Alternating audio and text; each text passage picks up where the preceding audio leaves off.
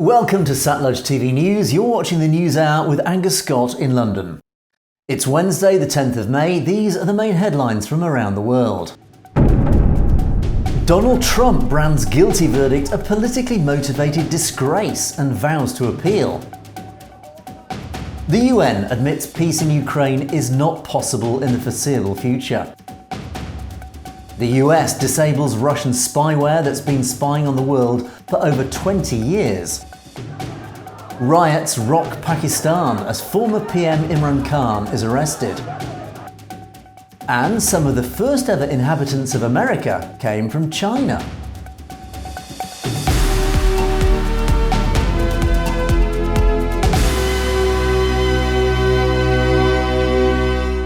Welcome to the News Hour. These are today's main stories in detail. A jury found Donald Trump liable yesterday for sexually abusing advice columnist E. Jean Carroll in 1996, awarding her $5 million in a judgment that could haunt the former president as he campaigns to regain the White House. Trump immediately lashed out on his social media site, claiming that he does not know Carroll and referred to the verdict as a disgrace and a continuation of the greatest witch hunt of all time. He also stated the Trump-hating Clinton-appointed judge had been biased in the verdict. Trump's 2024 campaign team said in a statement that the case was a political endeavour intended to derail Trump's bid to regain the White House and that he would appeal. UN Secretary-General Antonio Guterres has admitted that peace negotiations to end the conflict in Ukraine were not possible at this moment. His statement was reinforced as the leaders of Russia and Ukraine both called for victory during events commemorating the end of World War II. Guterres said it was clear that the two parties were completely absorbed in the war and convinced that they could win.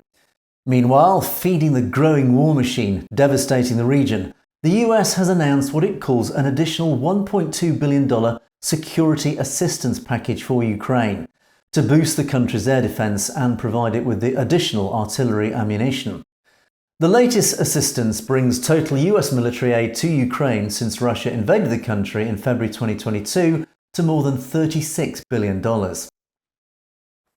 The humanitarian crisis in Sudan has grown significantly over the last few days, as the UN reports that the war between Sudan's generals is having increasingly severe consequences for civilians. UN spokesman Paul Dillon had this to say. The number of people internally displaced in Sudan has more than doubled in the last week, according to data that's been collected by the International Organization for Migration's Displacement Tracking Matrix. Now, more than 700,000 people are now internally displaced by the fighting, which began on the 15th of April, according to this latest data. New worries emerged as separate ethnic clashes claimed at least 16 lives in the country's south, and a powerful group in the east, so far untouched by the war, demonstrated in support of the army. Fighting has been concentrated in the capital Khartoum, but other areas, particularly the western Darfur region bordering Chad, have also seen heavy fighting. The UN Refugee Agency said on Monday that 150,000 Sudanese had fled to neighbouring countries. The US Justice Department has said that it has disabled a sophisticated malware network used by Russia's FSB intelligence agency for 2 decades to spy in 50 countries, including a NATO ally.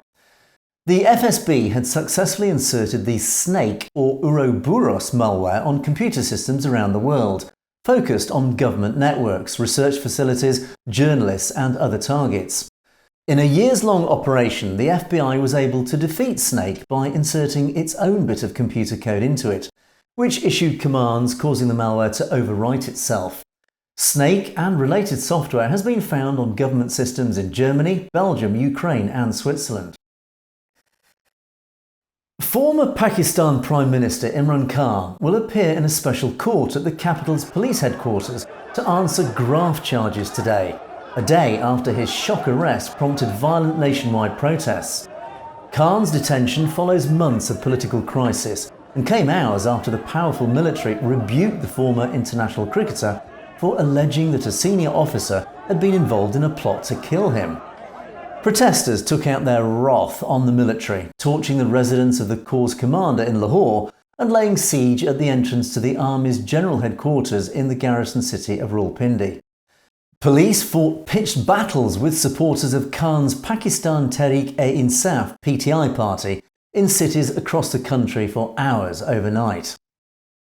A Tunisian police officer has shot dead 4 people at Africa's oldest synagogue on the island of Djerba. He gunned down 2 visitors, including a French citizen and 2 fellow officers, before he was shot dead himself.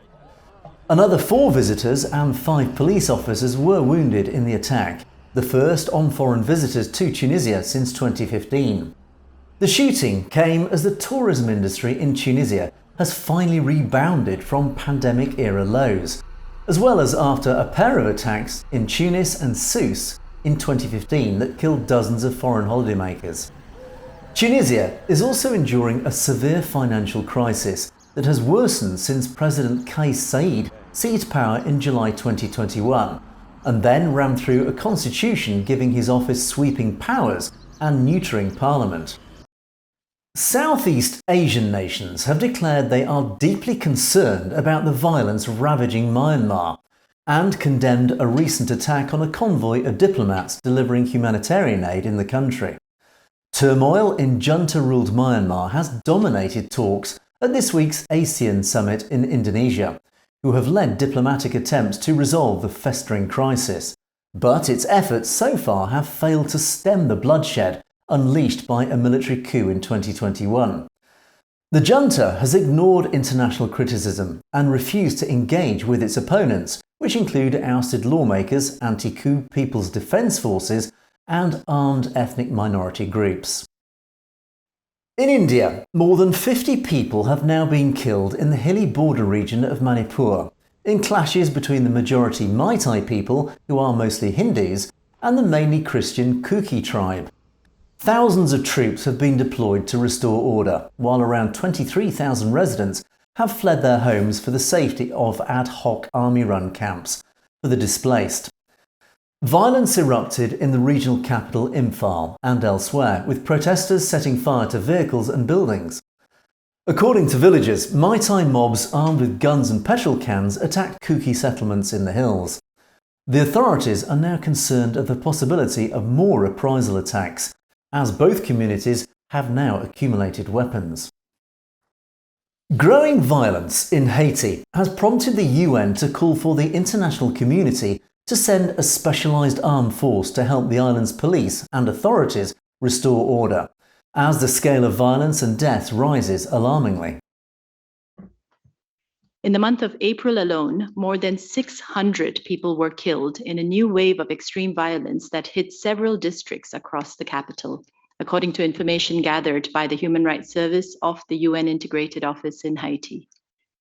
This follows the killing of at least 846 people in the first 3 months of 2023. That brings the total so far to 1,446 people killed. And this is in addition to 393 injured over the past 3 months, 395 kidnapped. Gang warfare has riven the island, and civilians are now forming vigilante groups to fight the gangs. This, in turn, has led to a rise in mob killings and lynchings of alleged gang members. At least 164 such murders were documented in April alone. And finally, the question of how and when people first came to the Americas has long intrigued scientists. A new genetic study has found that some of the first arrivals came from China during 2 distinct migrations, the first during the last ice age and the second shortly after. It was once believed that ancient Siberians who crossed over a land bridge that existed in the Bering Strait linking modern Russia and Alaska were the sole ancestors of Native Americans. More recent research has signalled more diverse sources from Asia could be connected to an ancient lineage responsible for founding populations across the Americas, including Bolivia, Brazil, Chile, Ecuador, Mexico and California. You've been watching the News Hour on Satellite TV, and you can find more stories in detail on our channel SatNet News. So it's worth clicking on that subscribe button to make sure you get to see stories as they're broadcast. And don't forget, if you have any comments or opinions on any of our stories, you can comment below or drop us a direct message at message@satlugetv.com, and we would love to hear from you. In the meantime, thanks for watching. For Satluge TV News, I'm Angus Scott in London.